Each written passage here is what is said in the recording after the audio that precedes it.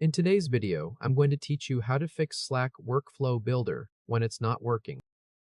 Open Slack in your browser, or open the Slack desktop app and sign in to your workspace. Once Slack loads, look at the left sidebar and click Tools. If you do not see Tools right away, click More, then look for Tools or Automations there. From the menu that opens, click Workflows. At the top of the Workflows page, click Managed by You. This shows the workflows you have published, including the workflow you are troubleshooting. In this walkthrough, the demo workflow is called Fix Demo Workflow. First, rule out a Slack outage. Open a new browser tab and go to status.slack.com. Look at the top banner on the Slack status page. If the banner says All Systems Operational, Slack is fine, and the issue is inside your workflow. If you see an active incident that mentions Workflow Builder or Workflow Steps, there is nothing to fix on your end right now. Scroll down to Current Incidents and look for Slack's estimated fix or update time. Now go back to Slack and read the workflow activity log so you can find the exact error. Make sure you are still on Tools, then Workflows, then Managed by You. Find the failing workflow in the list. Click the three-dot icon to the right of that workflow. Then click View Activity Log. A table of recent workflow runs opens. Each run shows a status, such as Complete, In Progress, Cancelled, Awaiting User Action, or Workflow Error. To focus only on failures, click the status filter at the top and select Workflow Error. Now only failed runs are shown. Find the failing run in the table. Hover over errors in that row. When Details appears, click Details. Read the error message carefully. Slack tells you which step failed and why. You might see a message like, Couldn't send message, channel not found. You might see, The connection to Google Sheets expired. Or you might see, Missing required field.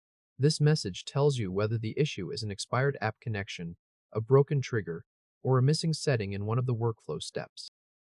Next, reconnect an expired app step and publish the changes. Close the activity log by clicking the X button in the top right of the panel. Back on the Managed by You list, hover over the failing workflow, then click the pencil icon that appears. The workflow opens in the Workflow Builder editor with all of its steps listed. Click the step that the activity log pointed to.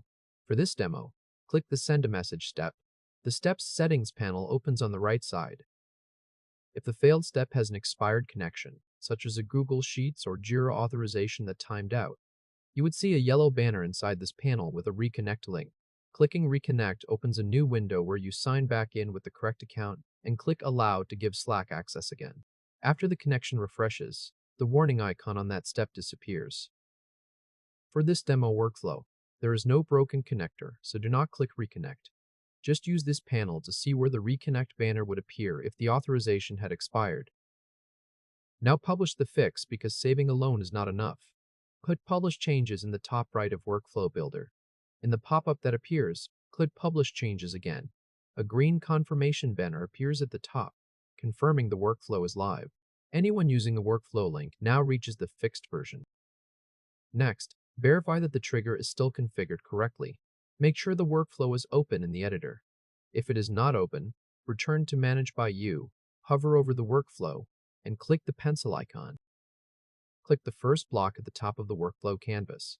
This is the trigger block, and it shows the current trigger type, such as link, shortcut, channel event, schedule, or webhook. A panel opens on the right with the trigger's configuration. Confirm that the trigger settings match how people actually use the workflow. If users expect a slash command but the trigger says, from a link, that mismatch is the problem. If the trigger is channel-based, check the channel field and confirm it shows the right channel. If the channel was archived, renamed, or the workflow was moved, the channel may appear as deleted or empty. If anything is wrong, update the field and click Save inside the side panel. After that, click Publish Changes in the top right, then click Publish Changes again in the pop-up to push the corrected trigger live. The workflow should now run successfully when triggered. The activity log should show Complete instead of Workflow Error. The editor should show green check marks on the steps, and the workflow should appear in Managed by You without an unpublished label. If this helped, hit like and subscribe for more quick tutorials. You can now use the same diagnostic flow for any broken Slack workflow. Check the Slack status page. Read the activity log, reconnect expired steps, and verify the trigger.